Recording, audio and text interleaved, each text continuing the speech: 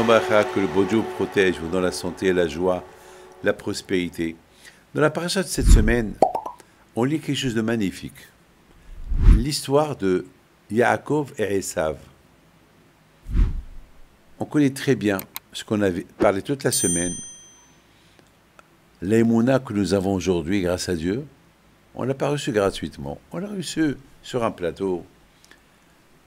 Parce qu'Abraham Abino, il nous l'a transmis.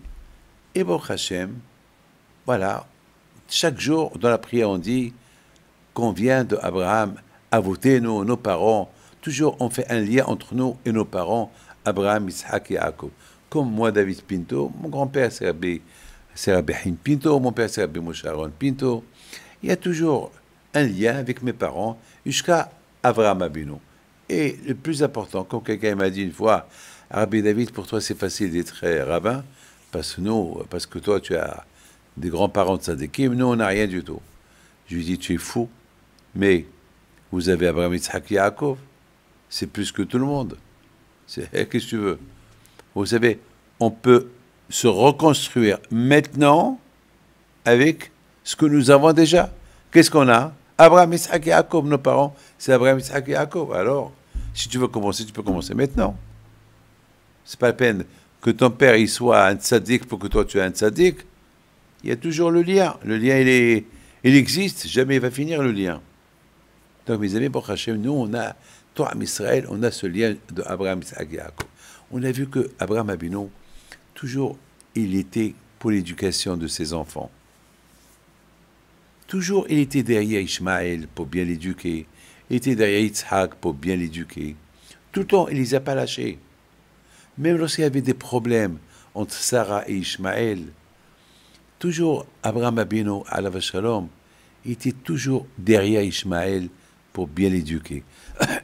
J'ai vu dans un midrash qui dit que même lorsqu'Ishmaël est parti habiter en Égypte, Abraham Abino, il allait jusqu'à l'Égypte pour voir son fils Ishmaël. Une fois, Ishmaël était marié avec une femme qui n'était pas bien, et Abraham, il a conseillé son fils de la divorcer et de marier une autre femme. Il a marié la deuxième femme, Ishmaël, et Abraham Abino, lorsqu'il avait la deuxième femme, il a dit, celle-là, elle est bien. Donc vous voyez qu'il y a toujours le lien entre Abraham Abino et Ishmaël et Yitzhak Abino, toujours il y avait un lien. On a vu que Abraham Abino, il a éduqué Yitzhak de la même façon. Je voudrais simplement vous dire que lorsqu'Abraham Abino, il devait prendre Yitzhak pour le sacrifier, Abraham Abino, il est parti avec Eliezer, Ishmaël et Yitzhak. Pour vous dire que, pour que Eliezer et Ishmaël, ils accompagnent Abraham Abino pour le sacrifice, c'est que les deux, ils étaient des grands tzadikim. Ne croyez pas que c'est l'éducation qu'Abraham Abino, il a donnée à ses enfants. Donc, Yitzhak Abino aussi, lorsque il a eu les deux jumeaux, Esav et Yaakov, lui aussi, il leur a donné une bonne éducation. Mais malheureusement, Esav, il est sorti du chemin. Il est sorti du chemin. Il voulait vivre gratuitement. Il veut vivre avec son épée. Il ne veut pas faire de business. Il veut voler.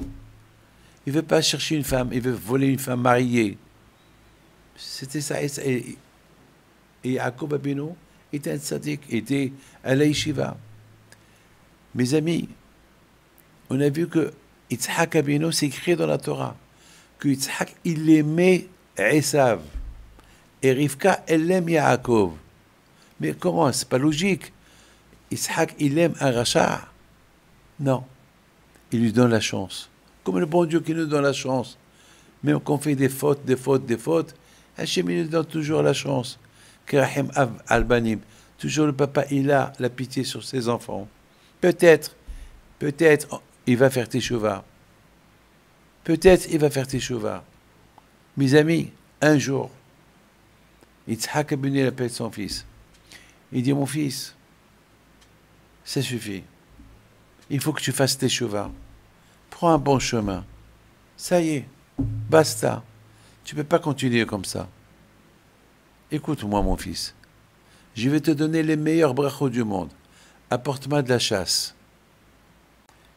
Mais apporte-moi de la bonne shhita. Je te fais confiance. Ne me fais pas manger du tarif.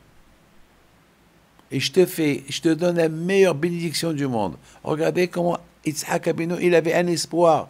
Peut-être Esav, il va faire teshuva. Et Esav, il dit d'accord, papa. Il était content. Waouh, je reçois des brachot. Il est parti. Pour faire de la chasse. Parce que Yitzhak Abinu était riche. Il avait, ça ne lui manque pas du bétail. Mais il voulait éduquer son fils. Ne vole pas. Apporte-moi de quelque chose que tu as chassé. Pas quelque chose que tu as volé ou quelque chose que j'ai. Je veux que tu fasses une mitzvah avec ton corps. Il est parti, et il n'a pas trouvé de la chasse. Qu'est-ce qu'il fait? Il trouve un chien. Il égorge le chien. Il lui fait un rôti. Il apporte à son père un chien rôti. Avec du cumin, avec du riz. Il l'a fait avec du za'atar. Et lorsqu'il rentre à Esav chez son père avec un chien rôti, là, Yitzhak Abinu, il a vu Gehinam. Il a eu peur, il a poussé un cri. Tu m'apportes du taref, tu m'apportes de la viande pas cachère. Ah, mais, mes amis, pourquoi à cet instant-là, Yitzhak, il n'a pas jeté Esav de la maison? Non. Non seulement qu'il n'a pas jeté, il lui a fait une bracha, il l'a béni. Il n'a pas jeté de la maison. Pourquoi?